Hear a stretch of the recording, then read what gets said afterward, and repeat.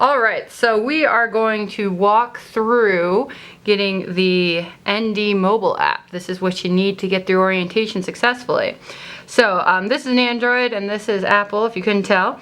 So we're just gonna open up our stores and we're gonna search for ND mobile and I'm gonna do that. I guess I'm going to click enable. It probably will say download for you. And then I'm going to click open. And after some permissions, so the screen we have here will also show up on Android. It's remembered my settings. But what you want to do for your persona is pick graduate student, because you're probably a graduate student. And it's going to look just the same on the two platforms. So the thing that's relevant for tomorrow is orientation. So go ahead and click that dot or icon or whatever that is. It looks like I have an update, so I will reload that. So you can see we have a bunch of different tabs you can click on. This first one is a header. You can't click on that, so don't stress. If you scroll down, it goes all the way down to help. So one of the most important things you're going to need for tomorrow is the calendar and schedules. So click on that sucker. When you click on orientation event schedule, you're going to get relevant details for the day that you open it. So if you were on campus today, you can see that there's the ID card production. If we advance in time, we will see relevant things for Monday at orientation and also for Tuesday of orientation. So this is kind of the master list of stuff going on. It's got details for each item. So if we can go to registration on Monday, click on that, we're going to get some further details. So it's got the specific location. Note that this one is DeBartolo Performing Arts Center. That's different than DeBartolo Hall. Keep that in mind. If we want to keep this information handy, we can click this bookmark button, little star, and we'll see in a moment where that pops up. But we get this little description of what the event is, and then, just hit the back button, which varies depending on your device. And we're going to go ahead and leave the schedule and calendar. You can see immediately under we have bookmark events. So if we click on that, you can see that's where registration has popped up. Okay, so let's go back. You've got details on the breakout sessions.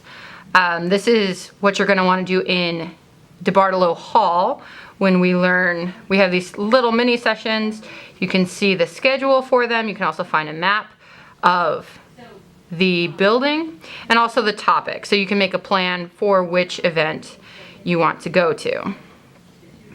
It's also got the room numbers. Those are a little confusing in DeBartolo Hall, so you want to make sure you understand where this is in the app. And there you have a wonderful little map. All right, so for Tuesday dinner, you're going to need to RSVP, and there's a form here and the list of locations.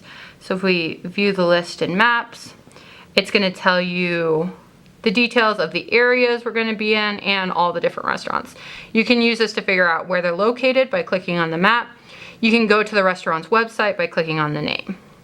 So you can figure out which place you want to head to, and then you can go ahead and use the RSVP form to get into that. Some of these restaurants only have Facebook pages, so if you get this message, when you log in, you'll be able to interact with them, but you can also get the data just from scrolling down. Okay, so those are your Tuesday dinner details. Let's go ahead and go back. Our calendar and schedules. There's also a bit about what's going on in South Bend at the very bottom here. If you arrive early or you're looking the weekend before, you can check out some details on what's happening around the Bend. And this just links to an external website. Okay, so let's go back.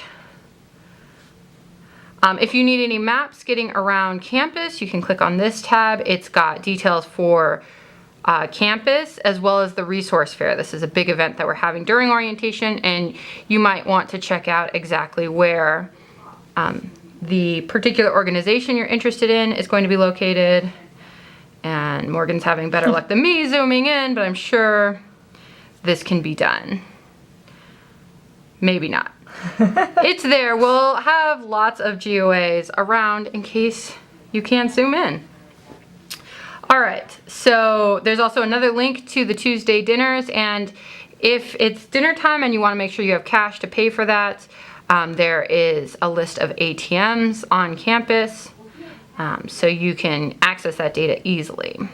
Okay, there's also some on-campus and off-campus resources listed under maps. We're not going to take a look at that right now, so let's go back to the main menu. And next we're going to look at parking and transportation. So here you can get some information about where to park on campus, as well as the kind of transportation means offered to get to campus. So you can find that information there. Food and dining has information about food options around campus. Right now we're going to click on the scavenger hunt link. This is one of the activities that's happening during orientation. You're going to be on a team, and a graduate orientation ambassador is going to help you fill this out. So that's all that's going on this tab. So let's go ahead and go back. The directory just has some contact information. So the thing we're going to click into next is the social media tab. So here you can see our Grad Life Twitter. There's a link to the Facebook group if you aren't a part of it. There's a little bit of details about our contest. And this is a link to our Instagram. It's currently under development, so hopefully that will show up there. Let's go ahead and click into contests so we can take a look at those details. We're going to be running 3 contests during orientation. You can get a little bit of details about those contests. You can also get links to the social media channels where those contests are going to be hosted. So be sure to check that out. All right, and you should see we're going to be live tweeting some of the events at orientation, so you'll be able to get some of that data right here in this little live view. All right, so let's go back. Now, if you have any difficulties during orientation, you can click down on this help tab, and there's a couple different options. These help contacts are kind of people that can help you around campus. Ask the Salmon is a blog that you can submit questions to. There's also some good articles there. You should check it out. During orientation, we are always going to have somebody managing our Twitter. So if you live tweet us a question or a comment, you can get real-time feedback in a digital way.